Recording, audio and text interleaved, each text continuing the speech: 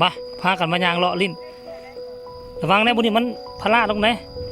เอารถขึ้นมือนั่นอยู่นี่เกือบขึ้นบ่ได้นะ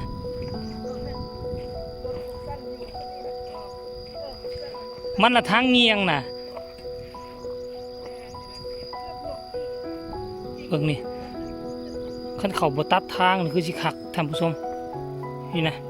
แต่เขาตัดทางมานี่ก็ยังห้อยคนไปอยู่หมดละบ่ป่าน้อยซื้อที่ไงอ่ะซัมโป้บ่คันซัมโป้นี่ได้อยู่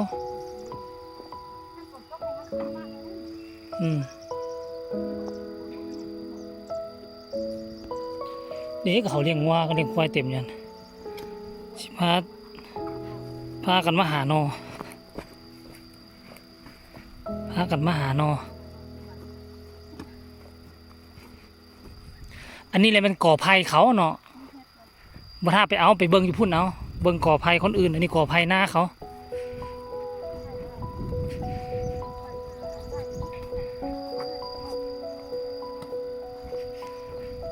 มือนั่นพากันมาขี่รถเลาะก็เลยมาเห็นบอนหาอยู่หากินก็เลยพากันมามือนี้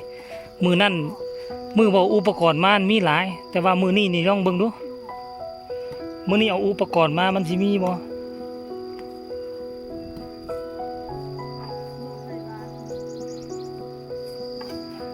กะห้อยเขาขุดจนเป็นร่องเห็นบ่ป่านว่าสนามหบ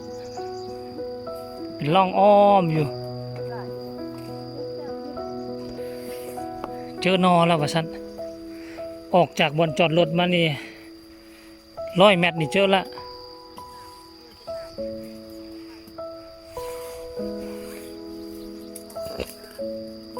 เอาตีนยันเอาแม่ตีนยันเอาแม่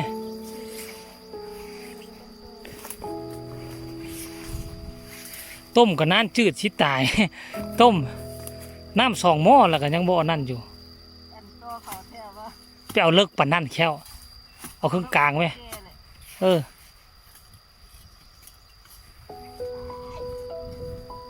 ตึ้มเอาขอเกาะมาเนาะซับแล้วก็เกาะดึงมา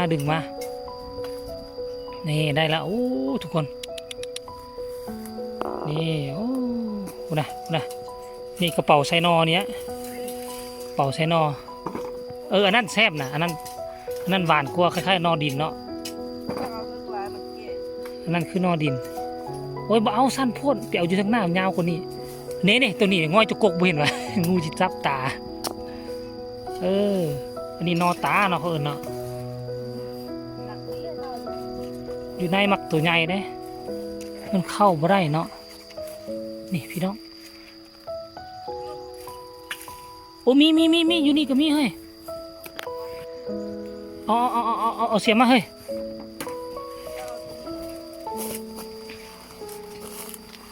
นี่นะป้าบังไงพอดีเลยอ่อนโอ้ยนอนนั่นได้ป้าเฮ้ยนกไข่แก้วบ่นี่ของเขานาเอาหรือไม่เอานี่เขาว่าให้นะปุ่นโอ้เห็นบ่นอไผ่นี่นะโอ้ปนโจนเอ็นเจนว้าวได้แล้วเอาหุ่นยังอีกตัวหนึ่งอยู่นี่นี่มันขานี่ออกมาแล้วตัวนี้เอาตัวยาวว้าวยาวพี่นะนี่แบบว่าคอยในแม่เราส่งตัวยาวคอยในแม่คอยอย่างอยู่ในของมาทุกคนใส่เต็มหรือวะเต็มคู่เลย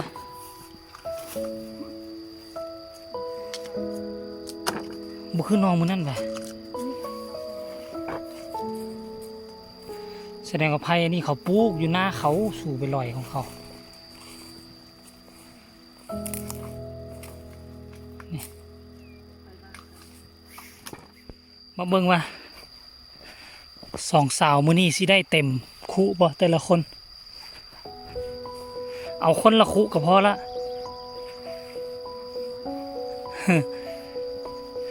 อยู่แถวนี้เขายังพัฒนาให้เฮ็ดฮาดเนี่ยอยู่แถวมอพวกเขานี่กลายเป็นบ่อนเลี้ยงงัวเลี้ยงควายเขา อันนี้เห็นบ่เห็นก็จะเอาเปมามัดเป็นบอนเป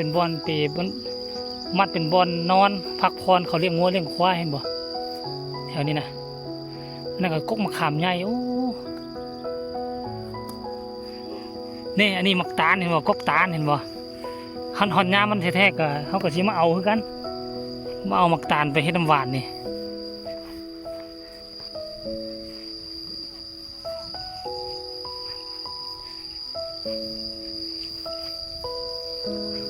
ทั้งงัวทั้งควายมาของเจ้านะ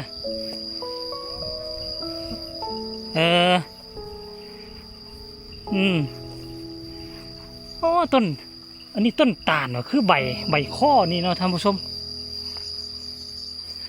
คือใบข้อนี่โอ้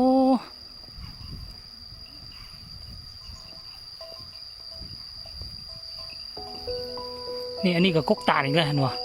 อยู่เบื้องนั้นนี่มีทางรถไปก็มีคนเที่ยวอยู่ยังมีเงินซานบ้านซองประชาชนอยู่หันเขาเที่ยวอยู่ท่านผู้ชม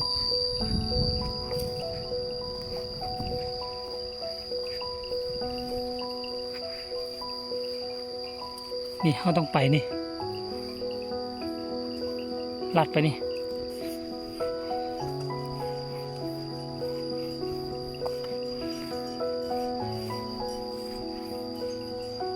มีคนประกาศขายอยู่ได้ดินเท่านี้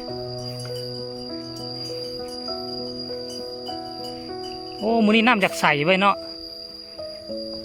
น้ำใสกูมื้อนั้นเว้ยพุ่นน่ะป่าคือสิอยู่พุ่นหลายพุ่นน่ะเดี๋ยวเขาสิลองควงแหมึงเด้อท่านผู้ชมนี่เอาหานอกันแล้วเด้อ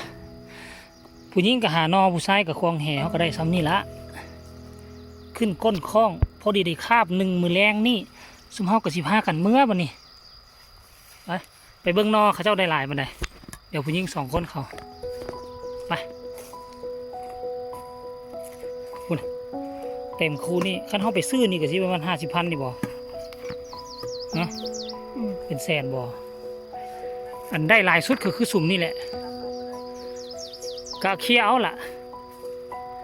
ไปพุ่นรถอยู่พุ่นรถนะเดี๋ยว15ไปเบิ่งม่องที่พวกเขามามือนั้นมือทับอิฐที่พวกเขามาลองทางพวกเขาเอามีดเอาผ้ามาเอาแต่แห่มาเขาก็มาเห็นนอบักไล่เขาก็เลยว่ามื้อนี้นัดกันมาเอาเนาะเดี๋ยวไปเบิ่งม่องที่เขาเอารถจักรข้ามมาธุระกันดานทุลักทุเลเกือบขึ้นบ่ได้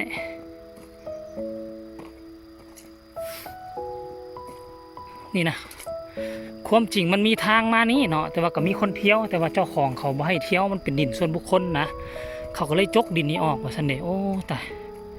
จกดินนี้ออกนี่ท่านผู้ชมเขาเอารถจักรมานี่แหละทุลักทุเลเกือบขึ้นบ่ได้คุณนี่คุณ